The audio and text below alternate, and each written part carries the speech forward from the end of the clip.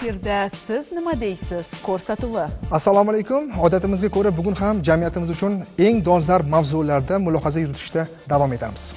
Bugungi ko'rsatuvimizda tog'-kon, geologiya va metallurgiya sanoatida ishlab chiqarish samaradorligini oshirish borasida amalga oshirilayotgan ishlar, natijalar haqida suhbatlashishni maqsad qilganmiz. Xuddi shunday, ana shu maqsadda studiyamizga bugun bir qator mas'ullarni, mutasaddilarni taklif qilganmiz. Xush kelibsiz. Aytib o'tishimiz kerak, tog'-kon, geologiya va metallurgiya sanoati bu mamlakat iqtisodiyotining muhim bo'g'ini. Bu yerda gap bizning ona zaminimiz qa'ridan topilgan topilmalar, o'zlashgan va o'zlashtirilmagan tabiiy boyliklarimiz haqida ketyapti, shundaymi? Xuddi shunday. Soha nihoyatda muhim va o'ziga yarasha murakkab desak to'g'ri bo'ladi. Tomoshabinlarimizning, yurtdoshlarimizning hammasi ham bu yo'nalish bo'yicha ma'lum bir tushunchaga, ma'lumotga ega bo'lmasligi mumkin. Shu bois dastlab mazkur yo'nalish bo'yicha uning mamlakat taraqqiyoti, iqtisodiyoti va boshqa sohalarga bo'lgan ta'siri, ahamiyatlari to'g'risida to'xtalib o'tsak, menimcha maqsadga muvofiq bo'ladi. Mana shu savol bilan biz hurmatli ekspertlarimizga yuzlanamiz. Ko'hinur aka, marhamat. O'zingiz boshlab berasiz, marhamat. Darhaqiqat juda muhim va o'rinli savol bilan boshlandi ko'rsatuv, chunki tog'-kon sanoat va geologiya sohasini ahamiyati, iqtisodiy ahamiyati haqida gapirar ekanmiz. Shuni alohida ta'kidlab o'tishimiz joizki, mazkur soha mamlakat iqtisodining driver sohasi hisoblanib, bugungi kunda bir qancha ko'rsatkichlar bo'yicha o'z ta'siriga, rivojlantirish ta'siriga ega hisoblanadi. Shu jumladan bugungi kunda mamlakatda ishlab chiqarilayotgan sanoat mahsulotlarining 20% ulushi aynan mazkur sohaga to'g'ri kelish bilan birgalikda makroiqtisodiy ko'rsatkichlar, ya'ni eksportdagi ulushi ham 30% ni tashkil etadi. Mana shu ko'rsatkichlar bilan bir barobarida mamlakatda aholisining ijtimoiy qo'llab-quvvatlash, ularni ish bilan ta'minlash yo'nalishida bugungi kunda sohada 120 mingdan ortiq xodimlarimiz faoliyat ko'rsatadi. Mana shu ko'rsatkichlar o'z navbatida shuni ko'rsatadiki, mazkur sohaning mamlakat iqtisodiyotidagi ahamiyati juda yuqori. Yana boshqa yo'nalishlar bo'yicha gapiradigan bo'lsak, mazkur soha eng avvalo umumiy qilib oladigan bo'lsak, mamlakat iqtisodiyotini barqaror rivojlantirishga xizmat qiladi. Shuning bilan bir qatorda sanoatning boshqa yo'nalishlarida muhim barqaror xomashyo bilan ta'minlash vazifasini ham o'ziga olgan. Rahmat fikrlaringiz uchun. Shu o'rinda yana bir savolni o'rtaga tashlamoqchi edim. Mamlakatimizning tog'-kon zaxirasi haqida ham biroz gaplashsak-da, bu boradagi tabiiy imkoniyatlarimiz qay darajada? Aytaylik, boshqa bir davlatlar bilan taqqoslaydigan bo'lsak. Mamlakatimizdagi tabiiy boyliklar zaxirasi to'g'risida so'z ochadigan bo'lsak, mamlakatimizda Mendeleyev davri sistemasidagi barcha elementlarni topishimiz mumkin.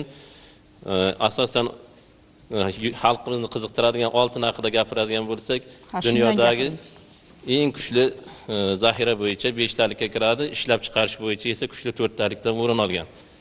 Birgina Muruntov konining o'zi 2025-yilgi natijalar bo'yicha bitta yakka karyerdan qazib olish bo'yicha Kanadadan keyin 2-o'rinda belgilandi.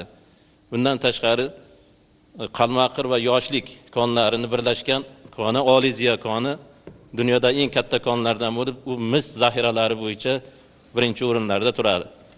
Asosan konlarimiz Navoiy viloyati Qizilqum regionida, Samarqand, Qo'shrabot regionida, Jizzax, Marjonbuloq koni va Toshkent viloyatining Ohangaron, Angren, Olmaliq tumanlarida joylashgan. Haqiqatan ham geologiya haqida gap ketganda shunaqangi bir tushuncha borki, geologiya bu chegara bilmaydi. Ya'ni ma'muriy chegaralarga geologiyaning qonuniyatlari, geologiyada qo'llaniladigan maxsus chegaralar, ya'ni har xil geologik qatlamlar, har xil tuzilmalar o'rtasidagi chegara bilan bu ikkalasida nima deydi, manfaatlar to'qnashuvi bor desak ham bo'ladi. Shuning uchun bizda ma'muriy tushunchalarni agar sal ilgarilaydigan bo'lsak, O'zbekiston Respublikasi mana shu regional jihatni olib qaraydigan bo'lsak, Tian-Shan tog' tizmalari bilan qurshab olingan mana shu bizdagi hozirgi paytda qattiq foydali qazilmalar, shu jumladan metall foydali qazilmalarimizni asosiy hozirgi paytda aniqlangan konlarimiz barchasi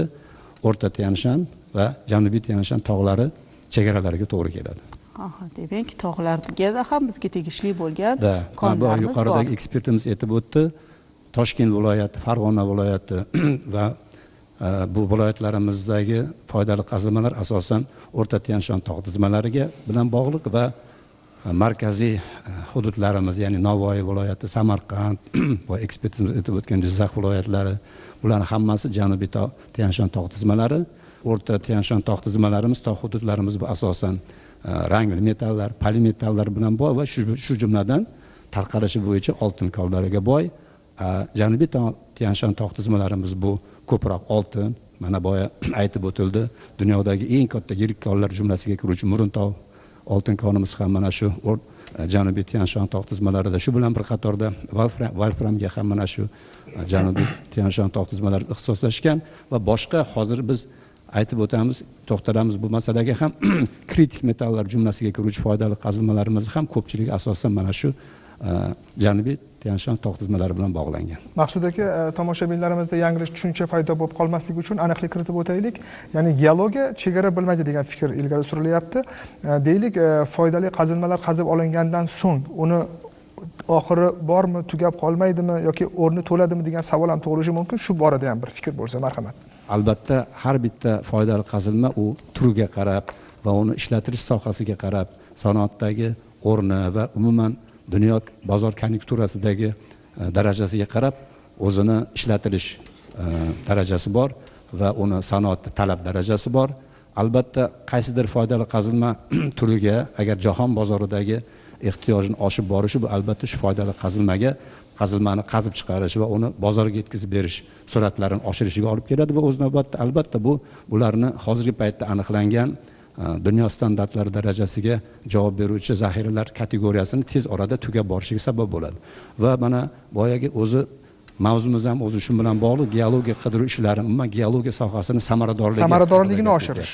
Albatta, hozirgi paytda respublikamiz geologiya xizmati oldidagi asosiy vazifa ham respublikamizdagi mana shu qazib chiqarish sanoati xomashyo bazasini kengaytirish va uni nima deydi, qaytadan to'ldirib borish vazifalari ham mana shu qazib olinayotgan foydali qazilma zaxiralarimizni yangilari bilan to'ldirish vazifasi hozirgi paytda geologiya, respublika geologiya xizmati oldiga qo'yilgan ustuvor vazifa deb hisoblanadi. Ma'lumotlar uchun rahmat. Muhim, qiziqarli ma'lumotlarga rahmat aytamiz. Ana endi mavzuyimizni asosiy qismiga o'tsak, Komolaxon maqsadga muvofiq bo'ladi. Ko'rsatuvimizni boshida Ko'hinur yaxshi tushuntirib o'tdilar. Ya'ni biz o'sha aniqlikni, yana faktlarni takrorlashni joiz deb bilamiz. Tog' kon sanoati va geologiya tarmog'ining mamlakat iqtisodiyotidagi ahamiyati yil sayin ortib bormoqda.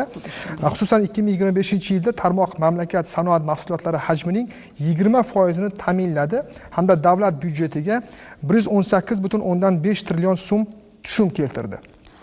Geologiya qidiruv ishlari izchil kengaytirilib, mamlakat hududlarida yangi konlar va istiqbolli maydonlar aniqlandi. Xususan 2017-2024 yillarda 1650 bitta yangi kon va istiqbolli maydon aniqlanib, tog' kon va metallurgiya korxonalarining uzoq muddatli xomashyo ta'minoti uchun mustahkam zamin yaratildi. Shu bilan birga geologik o'rganilgan hududlar ulushi 20% dan 45% ga yetkazildi. Yaxshi natija nazarimda. Albatta, Bobur aytingchi, mana shu yaxshi yuksak natijalar zamirida nima yotibdi va yana ana shu sohada samaradorlikni oshirish maqsadida qanday loyihalar yo'lga qo'yildi? Marhamat. Albatta, bu loyihalarning ostida o'sha jahondagi bo'layotgan ushbu metallarga talabning oshib borishi hamda respublikamizning ushbu metallarni qazib olish, ularni qayta ishlab chiqarishga bo'lgan ahamiyatini oshib borishi deb bilaman. Albatta, Olmaliq kon metallurgiya kombinatida ham katta konlarni o'zlashtirish ishlari hozirda amalga oshirib borilmoqda. Bunda bizning o'sha loyihalarimizdan eng katta respublikada eng yirik loyihalardan biri deb o'ylayman. O'sha yoshlik konini o'zlashtirish loyihasi u ikki bosqichga bo'lingan bo'lib, o'sha mis ishlab chiqarish va oltin ishlab chiqarishni bir necha baravarga oshirish bilan bog'liq. Birinchi bosqichida 300 ming tonna mis ishlab chiqarish, ikkinchi bosqichida 500 ming tonna mis ishlab chiqarishga qaratilgan loyihalarimizni hozir amalga oshirib bormoqdamiz. Avvalambor geologiya sohasini bunday yutuqlarga erishishiga geologiya sohasida qilinayotgan o'zgarishlar, transformatsion jarayonlar, chora-tadbirlar natijasida aytadigan bo'lsak, geologiya sohasiga raqamlashtirish, sun'iy intellektlarni qo'llash keng kirib keldi. Mana shu raqamlashtirishlarni keng qo'llash natijasida ilgari geologlar tomonidan bir oy davomida o'rganiladigan narsalar hozir sun'iy intellekt raqamlashtirish yo'li bilan olingan ma'lumotlar bir soat ichida taxlanib, kon to'g'risida ma'lumotlar tayyor bo'lmoqda. Ular natijasida mana konlarni o'zingiz hozir raqamlarda aytib o'tdingiz, konlar aniqlanib, bu ishlab chiqarishga, zaxiraga olinyapti. Bu bizning hozirgi vazifamiz faqatgina bu xomoshiyani aniqlab, buni xomoshiyani qazib olish emas, uni chuqur qayta ishlash yo'lga qo'yish. Buning uchun mana vazirligimiz texnologik metallar kombinati tashkil bo'ldi o'tgan yil. Ular asosan kritik minerallar 28 turdagi bugungi kunda kritik minerallar ustida ularda 70 ga yaqin loyiha ustida amaliy ishlanmoqda. Buni hozir Amirjon to'liq ma'lumot berib o'tadi. Marhamat. Olmaliq kon metallurgiya kombinatida 3-mis boyitish fabrikasi ishga tushdi. Demak, mis, oltin ishlab chiqarish sur'atlari ancha oshdi.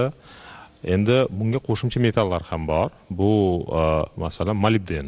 Molibden bu kritik metal hisoblanadi. Ishlab chiqarish ancha oshiriladi. Shuni ketidan reni bu aviakosmosda foydalanadigan metal va benzin ishlab chiqarishda katalizator uchun foydalanadi va selen telur metallari, ya'ni bular keyingi bosqichda farmatsevtika va yarim o'tkazgich sanoati uchun foydalanadi bulardan. Mana O'zbekiston texnik metallar kombinati yangi loyihani amalga oshirilyapti. Bizda bu yuqori sof selen va telur ishlab chiqarish 5 ta to'qqiz sofligida. Ilgari selen masalan shisha ishlab chiqarishga foydalangan bo'lsa, to'sini o'zgartirish uchun, hozir esa yuqori sof selen 5 ta to'qqiz, ya'ni farmatsevtik soni vitamin ishlab chiqarishga foydalanadi bundan. Avvallari bu amaliyot bizda yo'q edi, shundaymi? Yo'q edi, yuqori sof ishlab chiqarish yo'q edi. Faqat texnik selen ishlab chiqarilardi. Ya'ni oyna ishlab chiqarish uchun foydalanardi. Demak, bu yo'nalishda qo'shimcha daromadga erishish ham amalga oshirilyapti. Albatta. Albatta. Va yarim o'tkazgich sanoati uchun mana LED masalan ekran turibdi. Bunda ham selendan foydalanadi. Kvant nuqtalari. Va telur, yuqori sof telur, yana 5 ta 9 sofligida bu yarim o'tkazgich sanoati termoelektriklar uchun, ya'ni issiq bilan sovuq orasida shu termoelektrik turganida elektr energiya ishlab chiqarish uchun foydalanadi. Rahmat, shu o'rinda so'ramoqchi edim, aynan tog' kon metallurgiya sohasi uchun kadrlar tayyorlash masalasida qanday yangiliklar bor? Chunki soha yildan yilga rivojlanib bormoqda va tabiiyki kadrlar zaxirasi haqida ham puxta o'ylash vaqti yetgan nazar. Marhamat. Farruh aka, marhamat.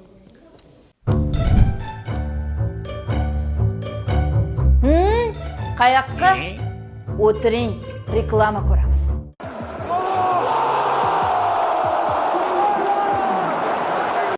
Pepsi bilan o'yindasan.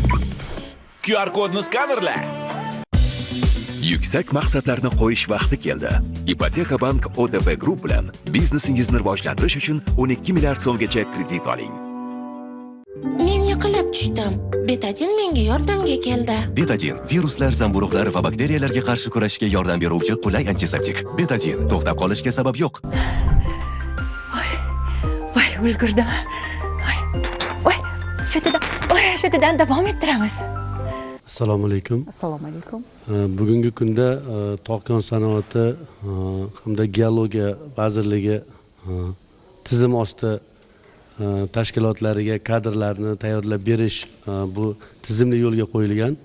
Muhtaram prezidentimizda 2020-yil 8-iyunda 4740 farmonlari imzolangan, ya'ni tog' kon sanoati geologiya vazirligi huzurida, ya'ni geologiya fanlari universiteti tashkil etilgan.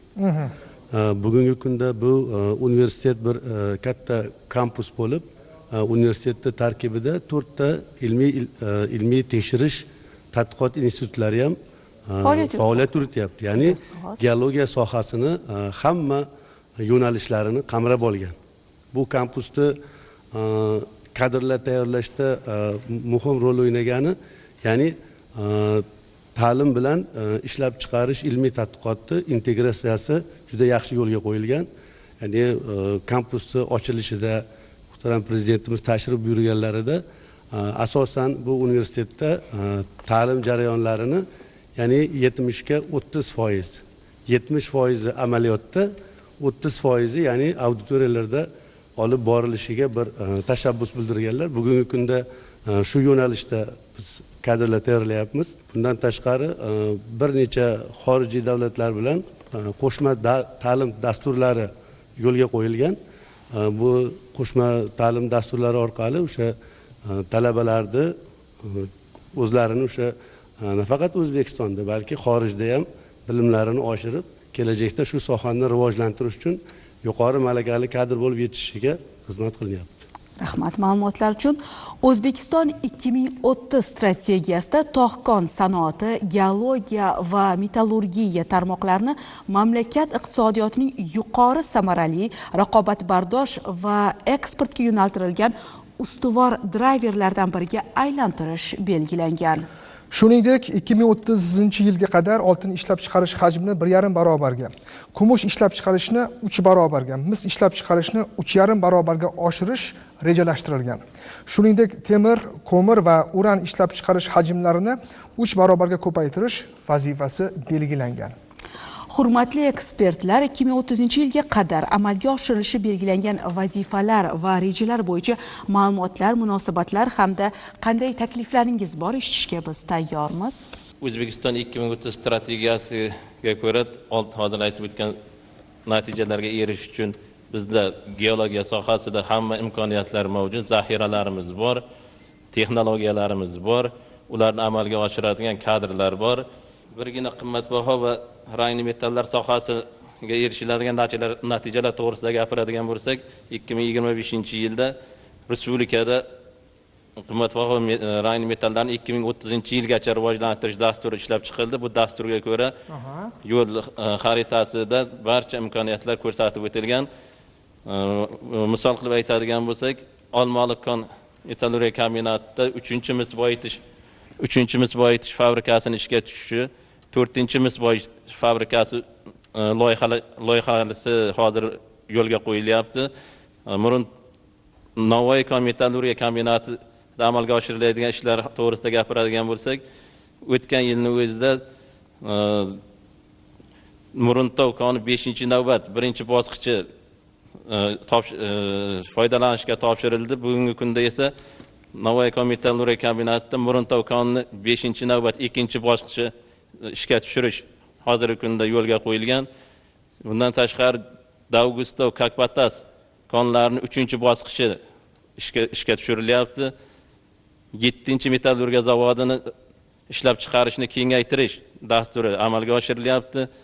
Bundan tashqari yangi loyiha 8 Navoiy kon metallurgiya kombinatida bugungi kunda 8-gidrometallurgiya zavodini ishga loyihalashtirish bo'yicha ishlar olib borilmoqda. Bularning hammasi qo'shimcha quvvatlar beradi, qo'shimcha ishlab chiqarish va aytilgan natijalarga erishishimiz uchun bir poydevor bo'lib xizmat qiladi. Xudniki rahmat aytamiz. Yuqorida sun'iy intellekt va raqamlashtirish texnologiyadan foydalanish haqida bir qator fikrlar ilgari surildi. Aytingchi, sun'iy intellekt va texnologiyadan, zamonaviy texnologiyadan foydalangandan so'ng yangi konlarni topish masalasida o'zgarishlar bo'ldimi? 2030-yilgacha bo'lgan oltin qazib olish 3 barobarga, mis qazib olish 3,5 barobarga qazib olishni rejalashtirilgan. Bunda albatta qazib olish jarayonida bu xomashyo zaxirasi kamayadi. Shunga hozirgi kunda geologiya qidiruv ishlari olib borilmoqda. Bizda O'zbek geologiya qidiruv aksiyadorlik jamiyati tomonidan respublikamizda Navoiy kon metallurgiya kombinati, Olmaliq kon metallurgiya kombinati va barcha hududlarda geologiya qidiruv ishlari olib borilmoqda. Hozirgi kunda o'sha xomashyo bazasini yanada oshirish maqsadida ishlar olib borilyapti. Hozirgi raqamli geologiya bo'yicha, sun'iy intellekt bo'yicha bu savolingizga ishlar hozir mana bu bizda O'zbek geologiyada, O'zbek geologiya aksiyadorlik jamiyatida Geobank dasturi ishga tushirilgan. Bunda raqamli geologiya hamma bizda misol natijalar avvalgiga nisbatan juda ish unumdorligi elektron tarzda bajarilib bormoqda. Geobank shunday. Geobank bu O'zbek geologiya qidiruv aksiyadorlik jamiyati 2023 yildan ushbu dastur ishga tushirildi. Bunda oldingiga nisbatan bu raqamli geologiyada ishlarimiz ancha unumli bo'lyapti. Bunda xorijiy mana bu JORK dasturlari bo'yicha ishlashda, xorijiy kompaniyalar bilan ishlashda, hisobotlar tuzishda buni qulayligi ko'p. Raqamli geologiyaga kirib borish nimasida hozirga? Navoiy kon metallurgiya kombinatida faoliyat yuritamiz. O'sha hozirgi tizimni raqamlashtirish, tog' kon sanoatida belgilangan, davlatimiz rahbari tomonidan belgilab berilgan ulkan marralarni zarb etishda energetika tizimining ham o'zini o'rni bor.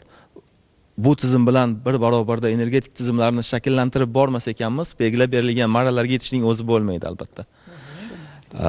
Bugungi kunda dolzarb muammoga aylanib borayotgan global iqlim o'zgarishi davrida Navoiy kon metallurgiya kombinatida yashil iqtisodiyotni joriy etish, tizimni raqamlashtirish, sun'iy intellekt tizimlarini joriy etish bo'yicha bir qator keng ko'lamli ishlar amalga oshirilmoqda. Bu borada aytadigan bo'lsak, joriy yilda 7-gidrometallurgiya zavodini to'liq raqamlashtirish ishlari yakuniga yetkaziladi. Buning natijasida energiya samaradorligimiz oshiriladi va energiya resurslarini tejash 3-5% gacha yetkazilishi nazarda tutilgan. Shuningdek, kombinatimizda qayta tiklanuvchi energiya manbalari bugungi kunda 10 megawattga yetkazilgan bo'lsa, joriy etish so'nggi 5 yillik uchun, keyingi 5 yillik uchun aniqroq aytadigan bo'lsak, 2030-yilga qadar ushbu ko'rsatkichlarni 6 barobargacha oshirish reja qilingan. Gidrometallurgiya tizimini albatta suv resurslari siz ham tasavvur qilib bo'lmaydi. Butun tog' kon sanoatida uzviy bog'liq bu narsa o'zaro. Shunday ekan, Navoiy kon metallurgiya kombinatining asosiy suv manbasi Amudaryo daryosi hisoblanadi. O'sha suv daryodan olayotgan tushuk suvlarimizni va yer osti suvlarimizni tejash maqsadida Navoiy kon metallurgiya kombinatida bugungi kunda qayta aylanma suvlar ulushini oshirish bo'yicha bir qator muayyan ishlar, loyihalar amalga oshirilmoqda. Ilmiy yondashuvlar orqali amalga oshirilayotgan ushbu ishlarimiz natijasi o'laroq bugungi kunda madanni qayta ishlash zavodlarimizda aylanma suvlarimiz ulushi 31% gacha yetkazildi. Rahmat ma'lumotlar uchun. Endi sohaga yoshlarimizni qiziqish qanday bo'lmoqda? Soha rivojlanyapti, taraqqiy etyapti. Bu sohaga yoshlar kirib kelyaptimi? Marhamat. Albatta bu juda ham dolzarb savol, haqiqatan ham kun tartibidagi desak bo'ladi, chunki har qanday soha, bu nafaqat geologiya sohasi yoki konchilik sohasi, har qanday soha bu asosiy driver, bu kadrlarni tayyorgarligi va ularni hozirgi zamondagi chaqiriqlarga adekvat javob bera olish qobiliyatini shakllanganligi. Bu borada biz mana yuqorida ekspertlarimiz to'xtalib o'tdik. Prezidentimizni maxsus qarorlari bilan 2020-yilda Geologiya fanlari universiteti tashkil qilindi. O'z nomidan ma'lumki, geologiyani nafaqat soha, balki o'ziga xos bir fan yo'nalishi deb hisoblasak ham bo'ladi, chunki yer ostidagi konlarni topish bu albatta ilmiy chuqur ilmiy yondashuvlarni talab qiladi va ana shu ilmiy yondashuvlarni zamon darajasida, talablar darajasida qo'llay oladigan, yosh kreativ fikrlaydigan kadrlarga ham katta ehtiyojni belgilab beradi. Bu borada aytishimiz mumkinki, men o'zim mana shu geologiya sohasidagi ilm yo'nalishidagi tashkilot rahbari sifatida hozirgi paytda Geologiya fanlari universitetida yetishtirib berilayotgan 5 ta yo'nalishdagi bakalavriat yo'nalishlaridagi bitirgan yosh kadrlarimizni mana shu geologiya sohasiga qiziqishini nafaqat bu bitirib qo'liga diplomni olgandan keyin, balki mana shu institut davrida, institutni mana shu universitetda o'qish ta'lim jarayonining o'zida ularni geologiyaga qiziqtirish. Chunki o'zingizga ma'lum, bu geologiya nomi geologiya bo'lgani bilan bu juda ham mashaqqatli kasb, mashaqqat bu. Bu sahrolarda, tog'larda, cho'llarda iqlimga qaramasdan qiyin sharoitda ishlash talab qiladi. Albatta yoshlarimizda bu borada qanaqadir bir qo'rquvlar bor. Shuning uchun mana shu qo'rquvlarni yengish va ularni talabalik davrida adaptatsiyasini amalga oshirish uchun bularni biz o'zimiz institutimizda 1-2 kursdanoq talabalarimizni institutlarimizdagi loyihalarga, ilmiy loyihalarga real ularni taklif qilib, ish haqini to'lagan holda ularning loyihalarida qatnashishni yo'lga qo'yilgan. Bu albatta vazirligimizni bu boradagi tashabbuslari, bu mana shu boy yuqorida aytib o'tildi, geologiya qidiruv ishlariga agar biz yangi tarixga nazar tashlaydigan bo'lsa, 2016 yil bilan qiyoslaydigan bo'lsa, geologiya sohasiga, geologiya qidiruv sohasiga ajratiladigan mablag'larning o'zi 7-8 barobarga oshgan.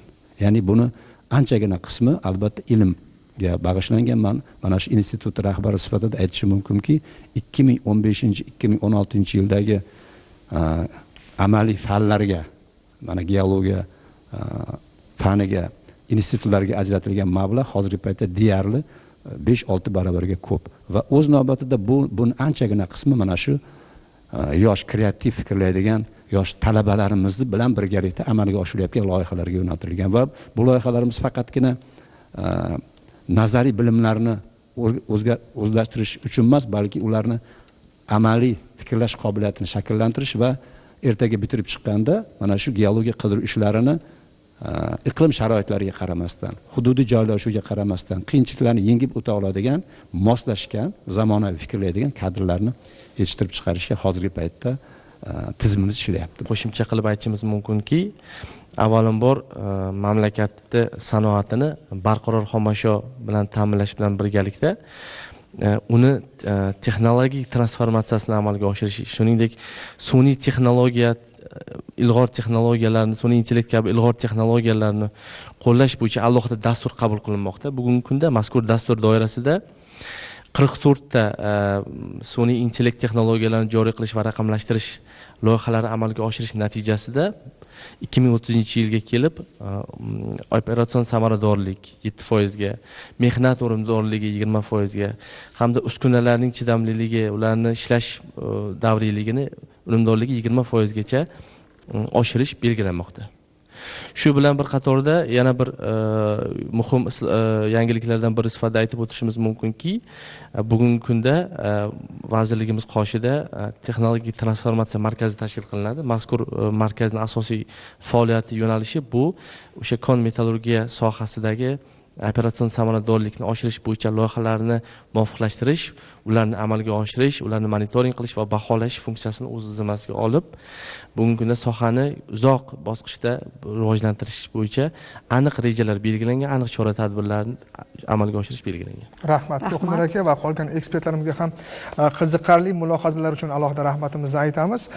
Tog'-kon geologiya va metallurgiya sanoatida ishlab chiqarish samaradorligini oshirishning asosiy ustuvor yo'nalishlari bu geologiya qidiruv ishlarini kengaytirish, shu bilan bir qatorda mineral xomashyo bazasini mustahkamlash, qazib olish va qayta ishlash jarayonlarini modernizatsiya qilish, resurslardan oqilona foydalanish hamda yuqori qo'shilgan qiymatga ega mahsulotlar ishlab chiqarishni kengaytirishdan iborat.